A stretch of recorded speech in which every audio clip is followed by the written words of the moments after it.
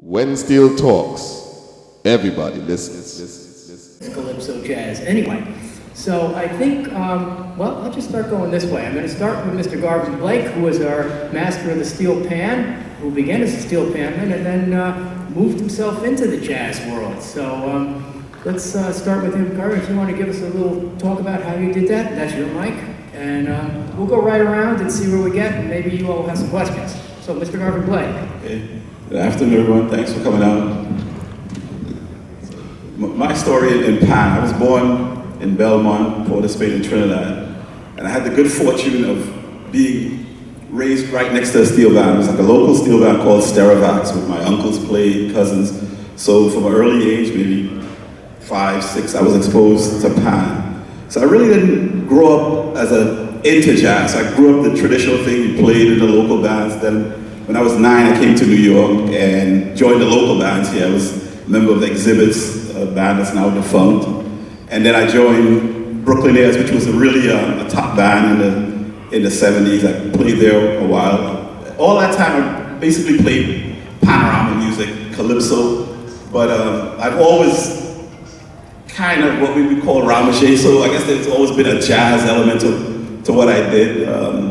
Then eventually I moved from band to band, and I had another good fortune of, in 1981, I went to Metro, and the legendary late Clive Bradley was the arranger. So I spent maybe 10 years working under Bradley. You know, he showed me a lot of stuff, so that was a great musical experience, a great thinker. Although Bradley wasn't quote unquote a jazz musician in the classic sense, but Calypso always had a jazz feel to it from, I guess, its inception. I think it ran parallel with jazz. So I think under Bradley I got some exposure to jazz, but I think my real introduction to more formal small group playing was with the late Ralph Robinson. He was a great pianist that passed away in December.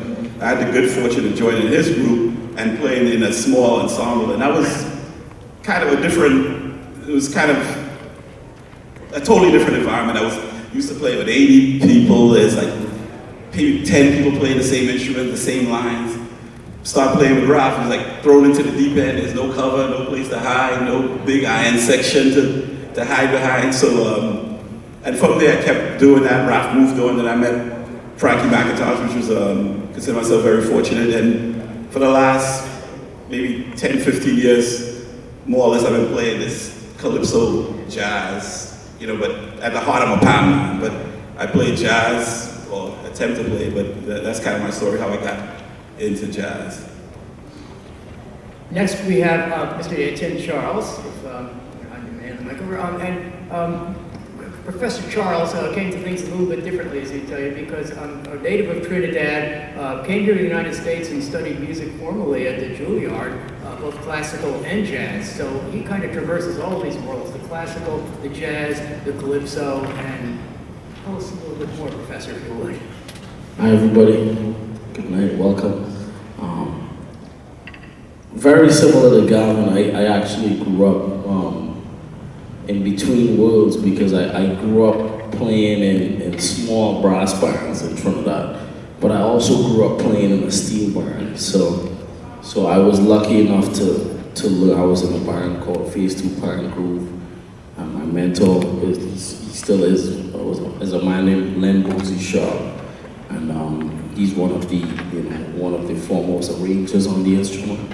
And but talking about calypso and jazz, there's been a dialogue between North America and the whole of the African diaspora since North America, since the United States of America has been a country.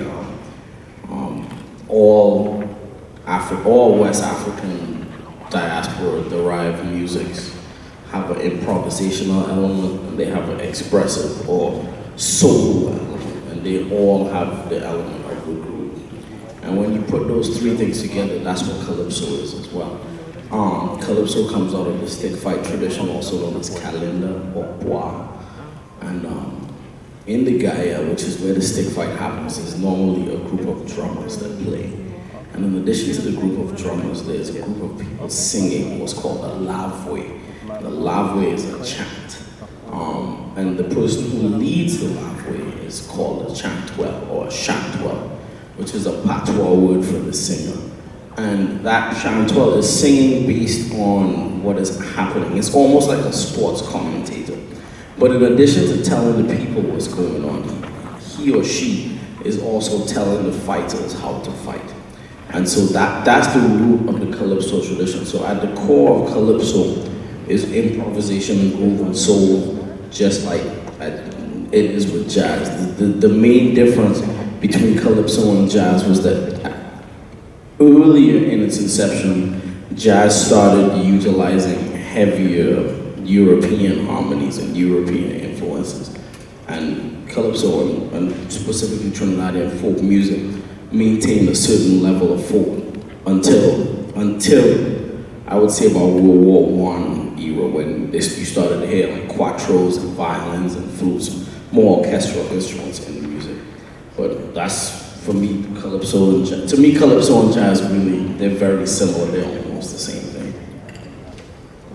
All right, our next guest is David Happy Williams.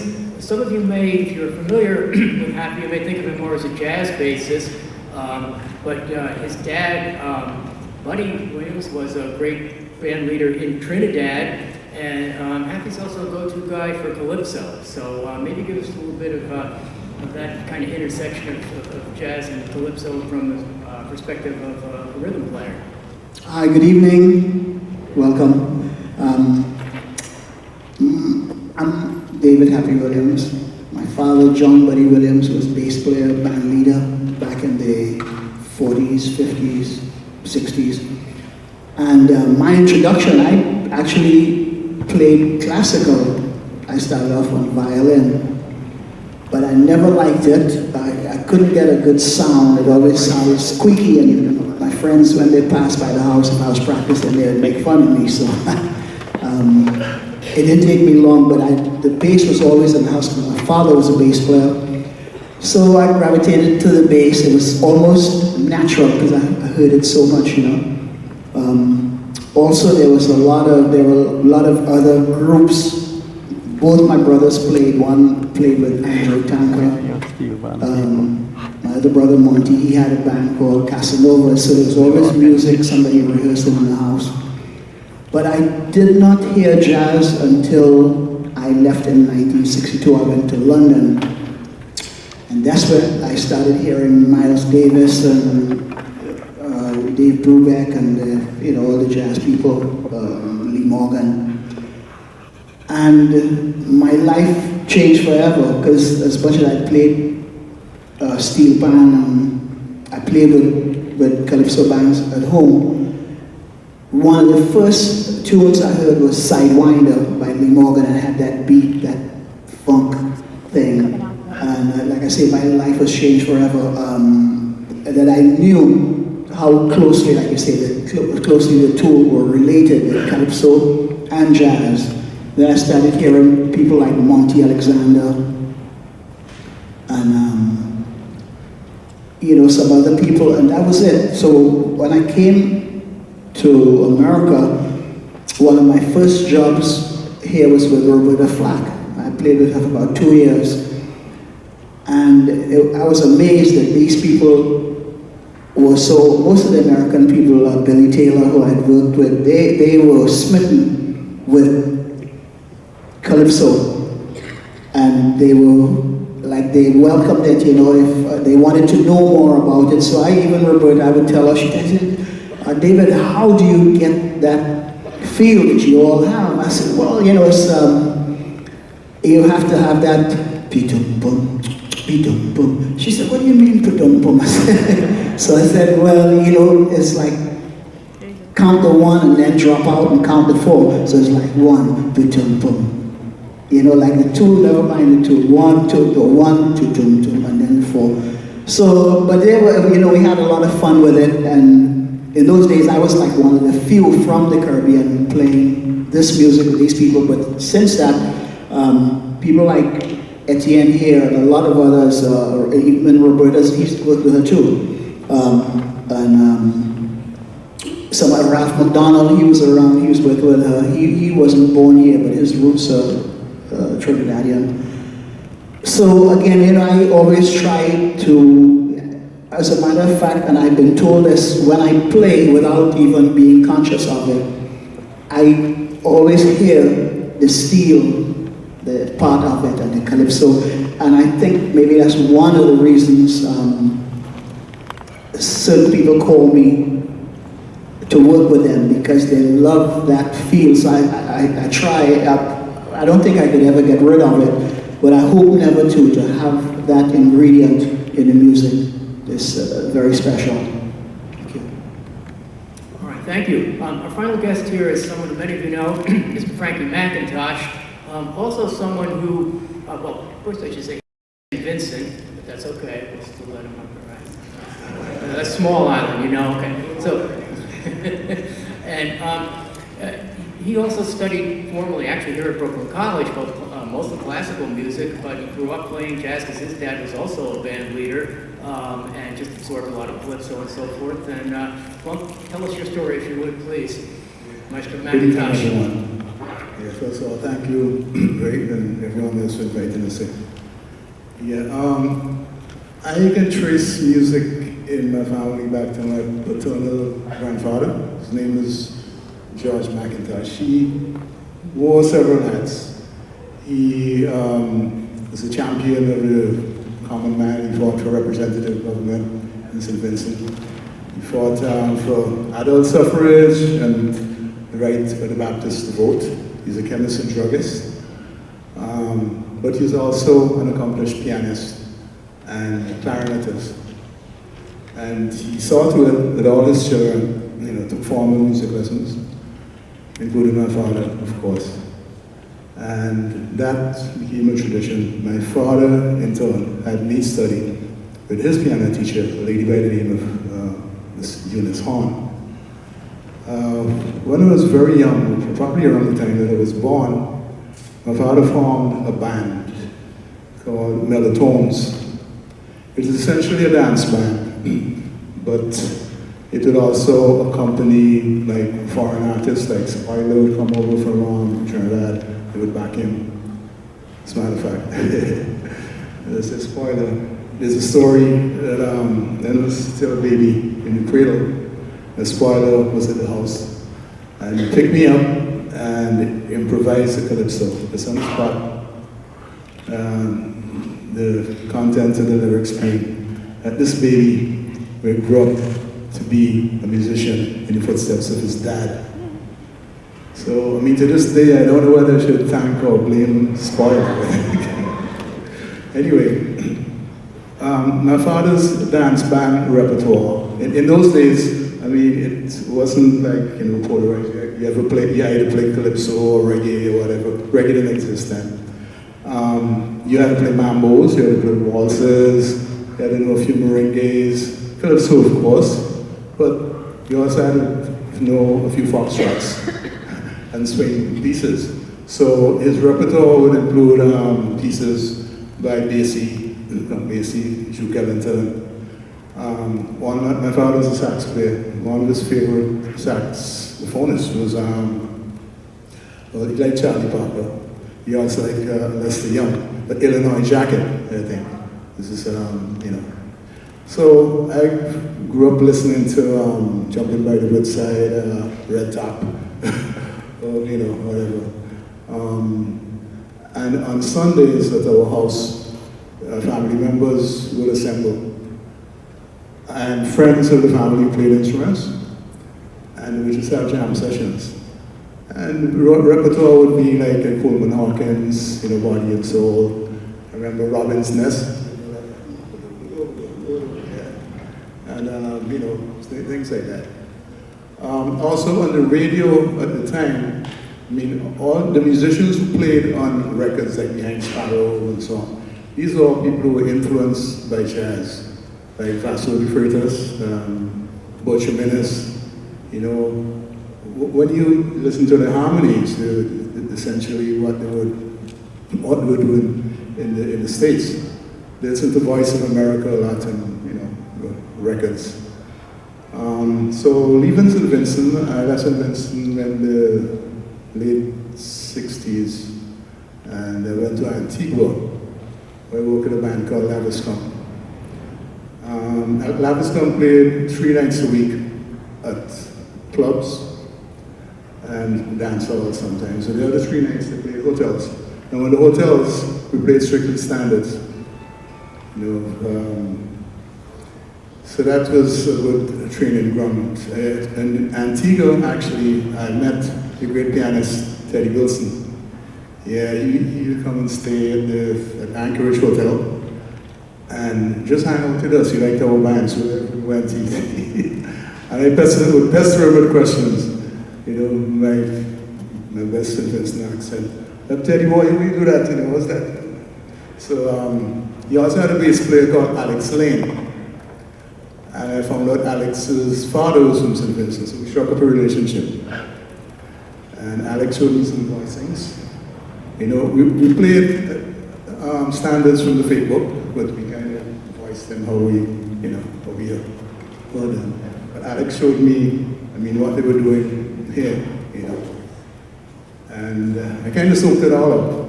And leaving Antigua, came to New York and went to Brooklyn College. There wasn't a jazz program here then.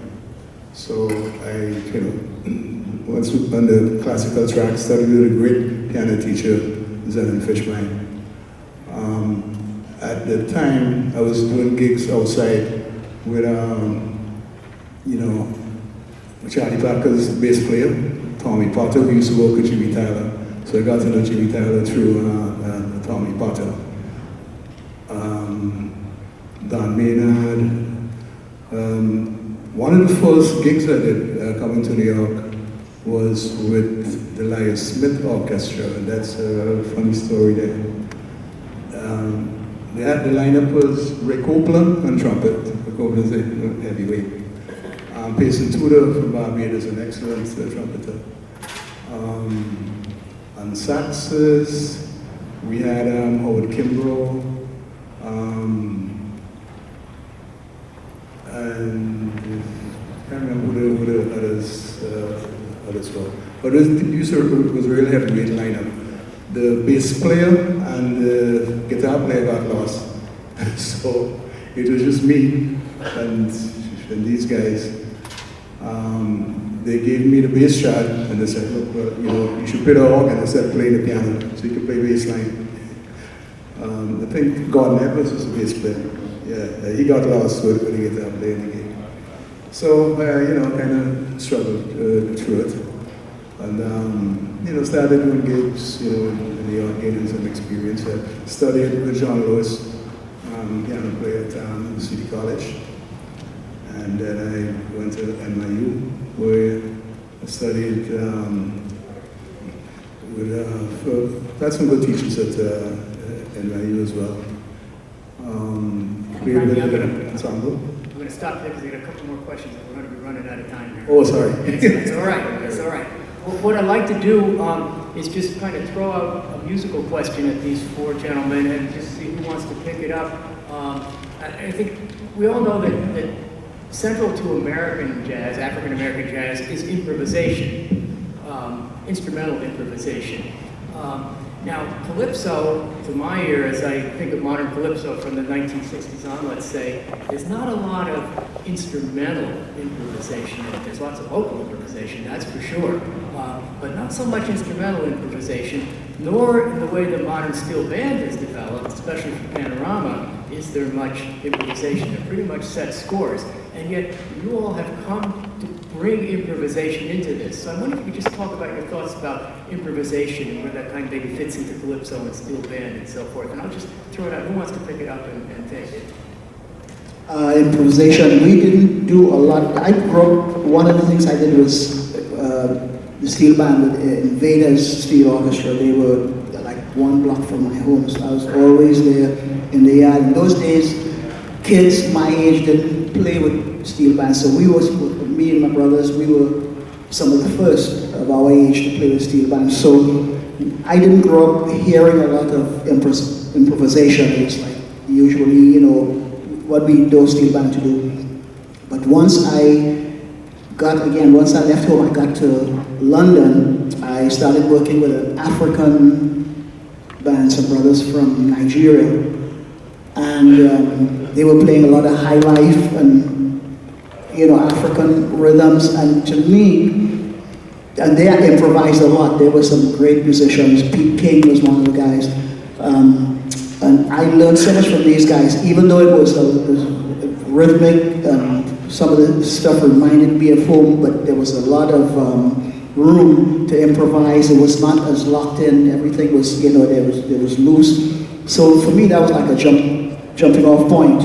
And between that and again listening to Lee Morgan and people like that, I could hear the hookup, the link. Yeah. Étienne?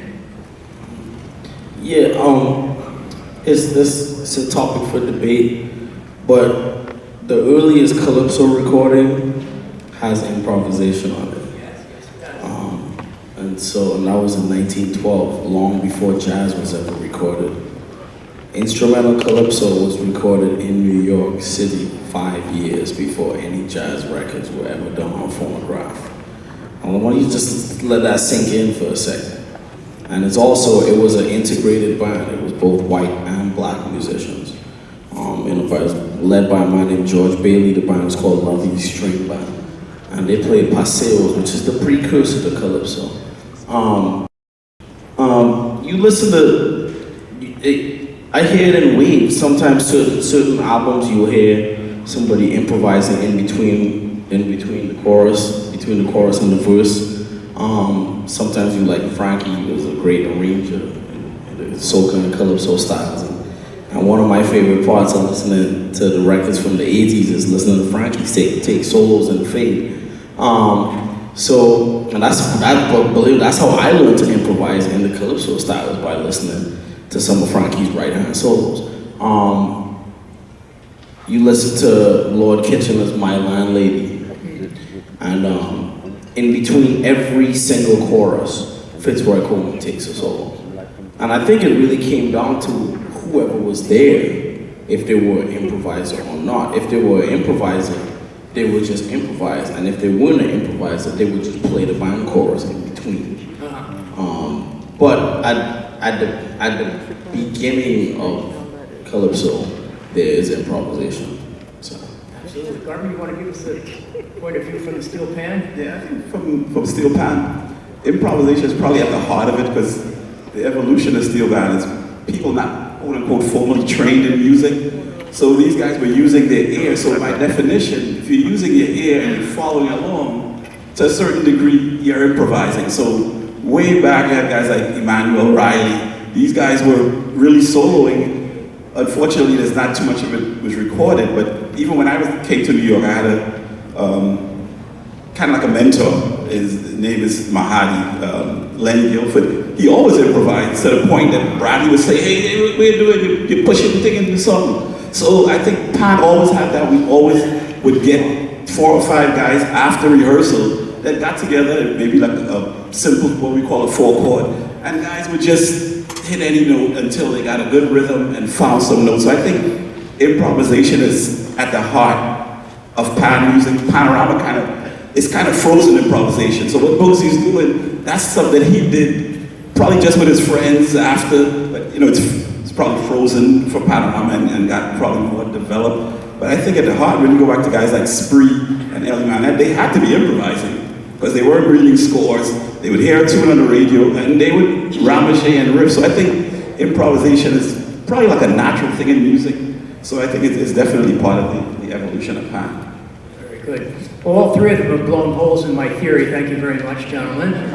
But let me ask Frankie McIntosh now, because when I listened to some of your early stuff and from the late 70s, especially with Beckett, I know in your arrangements you would have 32 or 64 bars for a trumpet solo or a guitar solo, and so yeah, I assume you were thinking that way, but I don't hear so much of that later on. So again, in terms of soca, where do you think the improvisation, the instrumental improvisation comes in? You need some money, there you go, you're good. You know, I believe that the decline in improvisation kind of parallels the decline in purely instrumental music. When you you know, Ron Barrett and Dutchy Brothers, I mean, their hits were strictly like instrumental, I mean. But as the singer came to prominence, the musicians took a more of a background role.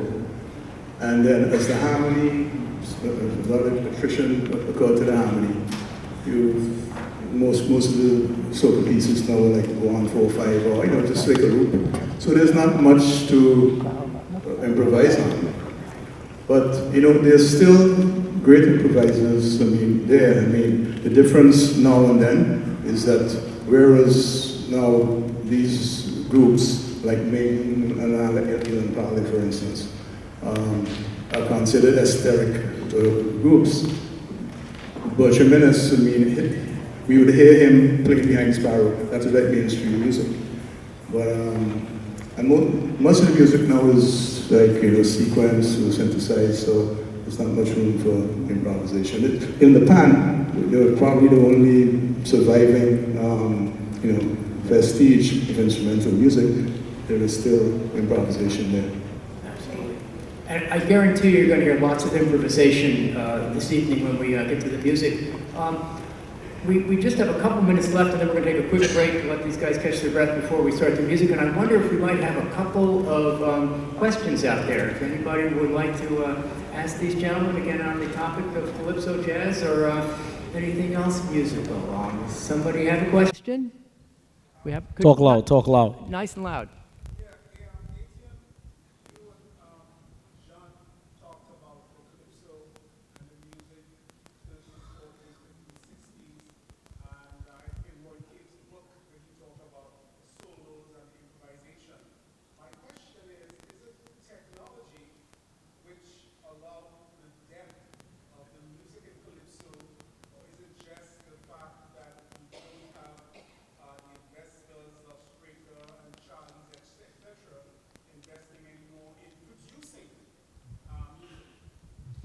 That's a great question.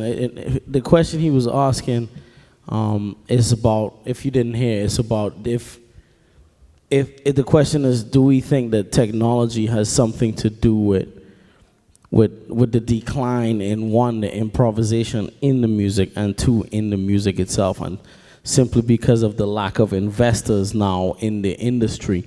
What a lot of people don't know about the Calypso industry, and even the soca industry for that matter, is that those recordings were always funded by foreign entities. When you look at Calypso music, you look at the record labels, it was Decca, it was Dial, it was RCA, and then in the soca era in the 70s and 80s, it was Charlie's Records. So from an investment standpoint, that's a great point, that there might be less investments now. Now on the technology tip, what technology did was it was the first time in the history of music that people who didn't know anything about music had a chance to make music and make money at the same rate of people who had degrees in music and lots of experience playing music in different arenas, etc. And so naturally, as a result, the music kind of declined in a sense. And one thing that Frankie touched on is that you can't have improvisation in the music if you don't have a musician in the studio. I mean, that's impossible. So when all of the music is sequenced based on a synthesizer and somebody pushing buttons based on what they think sounds good, there's no room for a musician to actually come in and add their flavor. Now, what you are seeing now is you're seeing kind of a turn back, or turn atrás as they call it, and you're seeing now the synthesized music start happening with. And then what they do, so the producer will make the track, and they'll have a singer come in and sing on the track, but then they'll bring an improviser in. So how many people have heard? How many people know Bungie Garlin? Anybody ever heard of Bungie Garlin? Right, the song Differentology that made him really famous worldwide. The thing that you don't hear in that music, they have it really deep down in the track, but there's a guitarist soloing through the whole track. His name is Nigel Rojas, and he's also a songwriter and lyricist for Len Booksy Shop. And so it's coming back, and we just need to keep pushing, and we need to keep supporting the live music so that people will play. All right, it's coming back, yes. Let me see, do we have another question?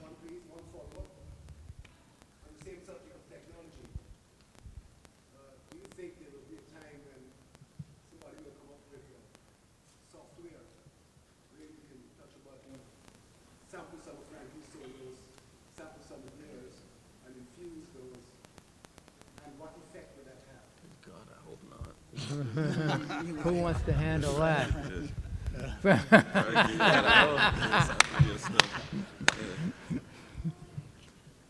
I think they're probably doing that already.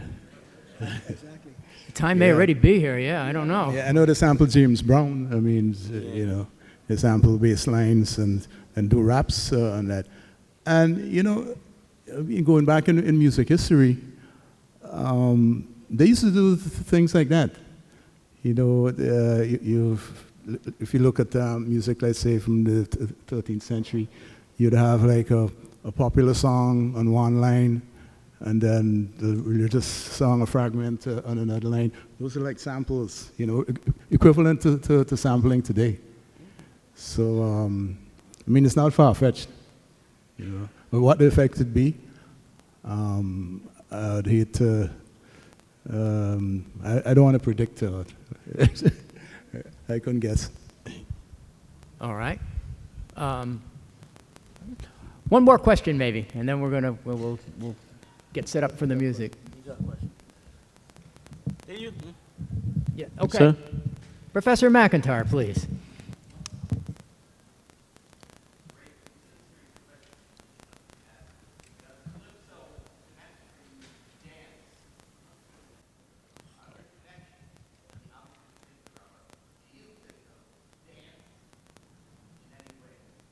Connections between dance and calypso is the question. Yes. Okay. All right. Calypso is nothing but dance. And so is jazz, you know. If you go back in the old days, that's what people didn't sit down like an audience, they dance. If you see all the old videos, the Cotton Club, and even before that, they danced. I know for me, I can tell when I'm having a good time because that's what I do. I dance. I can't help it when I play, especially with certain musicians. If I'm not dancing, then I know something is wrong, you know. There's no, like they say, pocket. That's what they call it, that groove. So, yes, Calypso Jazz, fusion, to me, it's a lot of dance, or mostly dance, you know. I mean, you can listen to it too, but it's hard not to dance. I just want to say one thing on that point, is that we live in a world now where things are separated from what they come from. And anytime you go back to the rituals out of which these musics came, jazz, calypso, samba, rumba, you could go down a whole list. There was always dancing involved in it. And what a lot of people don't know in this part of the world is that the Western civilization is the only culture in the history of time that has two separate terms for music and dance. Everywhere else, it's one thing, music and dance. Music is dance, dance is music. A musician is a dancer, and a dancer is a musician. So we just have to remember that, and then it's okay. Garvin, you want to say a word about steel pan and dance? Oh, wait, sorry, I've got a question over here.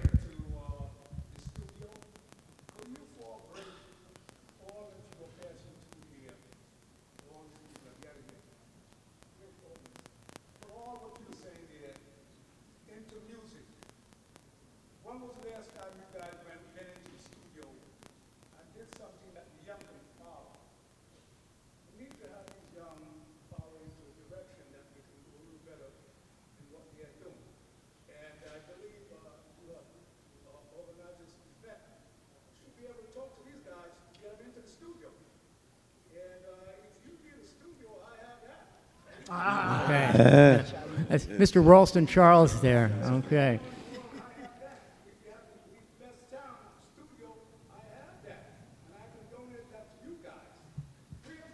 I'm in. We'll take All right. that. Yeah. Thanks for the Well, offer. on that note, all right, we're going to get some of this recorded.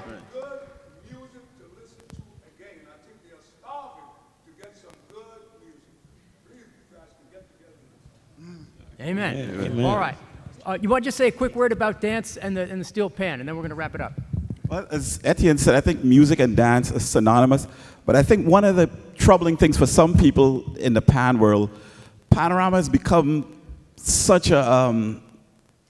the music in panorama has become really ornate and stationary. So it seems like some of the dance has been removed from it, and that becomes like troubling to some people. But I think pan is really dance music. It's really music for the road. It's music that people chip behind. And I think the best music is what makes someone tap their feet, however you groove to it. So you could have the most sophisticated line that theoretically it's, you know, it's absolute, it's correct. But if it doesn't move people, it doesn't reach them, you know, it's gone. And pan, coupled with, pan is a drum. And I think the purpose of drumming in most cultures is really to move people, to get people to dance, rituals. And I think pan is really that. The whole origin is started from percussive. We added more notes. And I think the best panorama tunes to me to date are the ones that people dance to. That's why people still like Woman on the Bass. They like Rebecca because those were dance pieces. There's some other pieces that won panorama, but after the competition, you're like, this is not moving me. So yeah, panorama music should be dance, and pan is dance. One more comment here. Go No, this is a question. I have a question to you. How many of y'all like to dance? Okay, you like to dance. You too, y'all didn't put your hands up. Y'all don't like to dance? So here's the thing that we really need to do, always. If you like to dance, figure out what makes you want to dance. And when you hear that, you get up and dance. Because the problem is, one of the biggest problems with music now is people come to a concert and they dress all nice and they sit down and they look like this. And the music is playing and the band is grooving. And they sit there like this. And then what happens is there's no exchange of energy. So if you feel like dancing, you need to get up and dance. Always, because the kids are watching. So you Right? And if the kids see you sit there like this, they're going to sit there like this. And there's going to be a bridge. And then they're only going to hear stories about Granny and Grandpa go into the Savoy Ballroom to listen to Jimmy Lunsford play, as opposed to what's happening right now. So make sure when you feel like dancing, pat your foot, snap your hand, get up, move your body, because music is medicine, and that's our jobs are to take you out of your world and take you out of your problems and make you feel good. And that's what we're going to do now, right? So you saying there might be some dancing here tonight? We're going to try. All right, then. It's up to y'all. We're going to be grooving either way. It's up to y'all. All right. Étienne Charles, Garvin Blake, Happy Williams, Frankie McIntosh. Give them a big hand. They're going to be back in just a few minutes with Arturo Farrell and the music. So grab your breath, and we'll be right back. Thank you.